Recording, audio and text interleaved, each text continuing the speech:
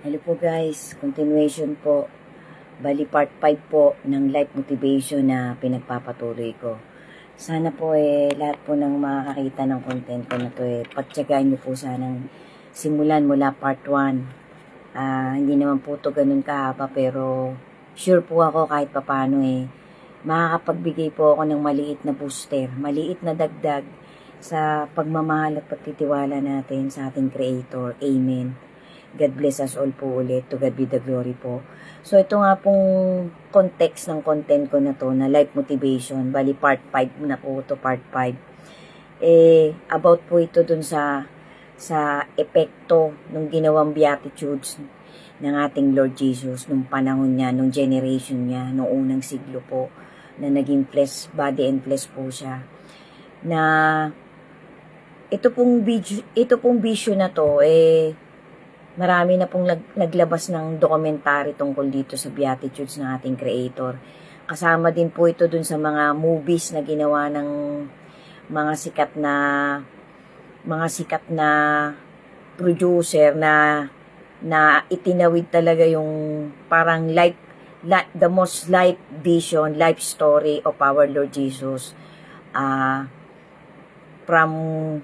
From Mateo, sunod-sunod po yung mga chapter ng Holy Scripture na kinuna nila ng mga vision na halos nagkakapare-pareho po.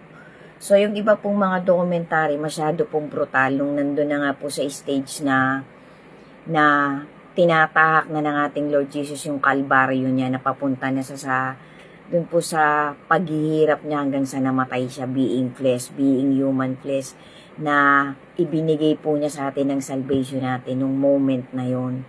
So, sabi ko nga po dun sa mga ibang nagawa kong WWTH, kung sino man pong nakapanood na nun, madalas ko pong inuulit doon na kapag ang isang tao po guys talagang nagpapatuloy po sa kalikuan, yan po marami na pong nagpatotoo niyan, marami na pong nag-explain yan, iba-ibang platform, iba-ibang may mga credibility na mga pastor at mga mangangaral ng mga generation nagsunod-sunod hanggang sa dumating na po itong last generation ng humanity na tinatahak natin. Bali lahat-lahat po ng pagpapaliwanag ng mga matutuwid na pari at mangangaral halos nagkakatugma-tugma po. Na yan nga pong life story ng ating Lord Jesus, madalas talagang pagka pinanood mo parang susundutin ng puso mo talaga. Ako po kapag po inuulit-ulit ko yung dokumentary na yan, lalo na po yung kalbaryo ng ating Lord Jesus, talaga pong madalas po talaga hindi ko rin po napipigilang mapaluha. Kasi ang intindi ko po guys, correct me if I'm wrong, na talaga pong ang Panginoong Jesus tinubos na po niya talagang kasalanan natin. From unang siglo, mula po sa mga unang kasalanan ng mga naunang tao hanggang sa huling generation natin. Kaya nga lang po, dalawa po ang stage ng pagtubos ng kasalanan ng ating Lord Jesus. Kailangan nga po talaga, kapag tinanggap na natin siya, magpapatuloy-tuloy na tayo. Yung una po kasing pagtubos sa atin, inalis tayo sa ating mga masasamang gawain. Kasi yung Word of God po talaga, lumilinis po yan ang conscience ng isang tao.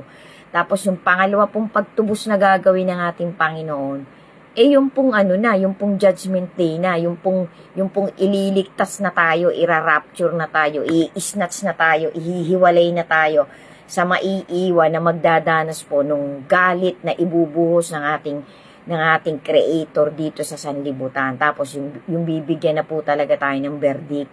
Siya ang ating pong Lord Jesus ang magiging vindicator natin pagdating ng moment na yon. Siya po kasi ang magbibigay ng parang magpapatotoo, vindicator, being a vindicator, na itong taong to ay chosen talaga, dapat talagang magkaroon ng salvation. Yun po yung dalawa po ang stage talaga guys. Kaya nga po ang sabi po ng isang matuwid na mangangaral na talagang pinagtitiwalaan ko din po. Kasi talagang 100% po, more than 100% pa kung may lalampas pa ng 100%. Ang lahat po ng tinutupad nila ng mga kasamahan sa congregation na yun. Kasi yun nga po yung talagang totoong church. Sabi nga po sa mga lumalabas na dokumentary ngayon guys, ang una nga daw pong i-rapture, kukunin ng Panginoon pagdating ng takdang oras at pagkakataon na mangyayari na po yung rapture. na hindi talaga papahintulot ng ating Creator na makita pa ng mga taong chosen yung masasamang pangitain, panginoorin, masasamang pangyayaring paparating sa mundong ito. Yun nga po yung mga sunod-sunod na climax ng Great Tribulation.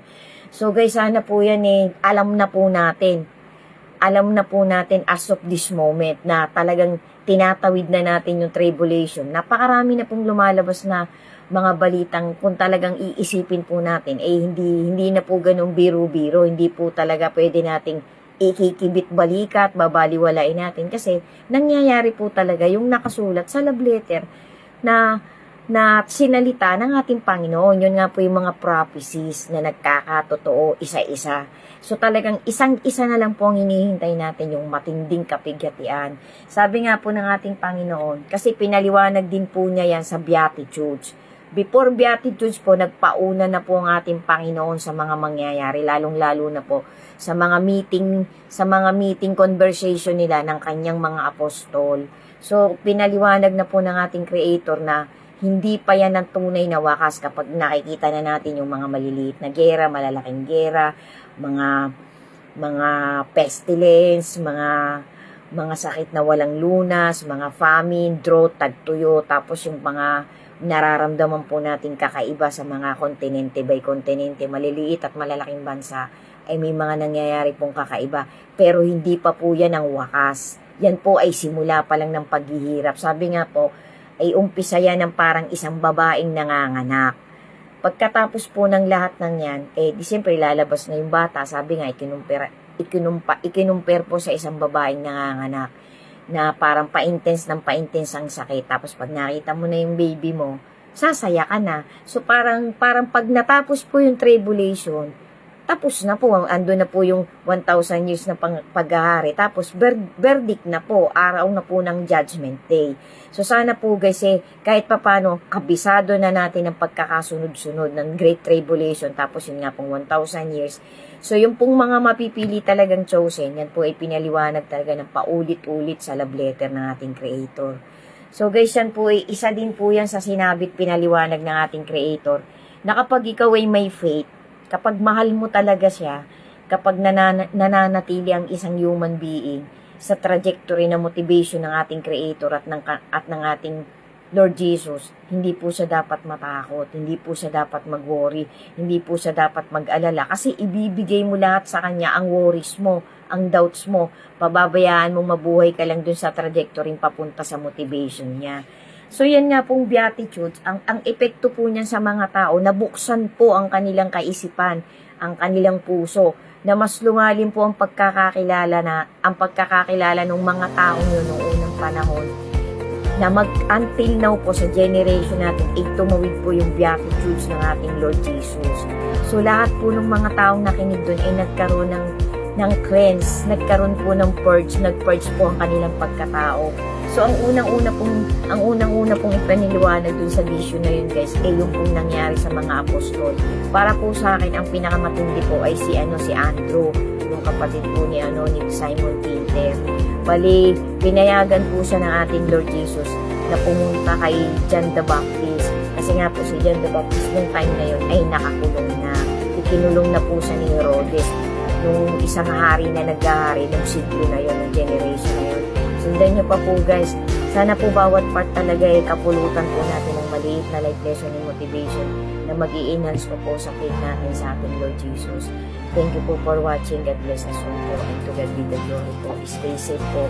And always remember guys, be steadfast in your faith to our Creator. Sundan nyo pa po yung kasunod. Thank you so much po.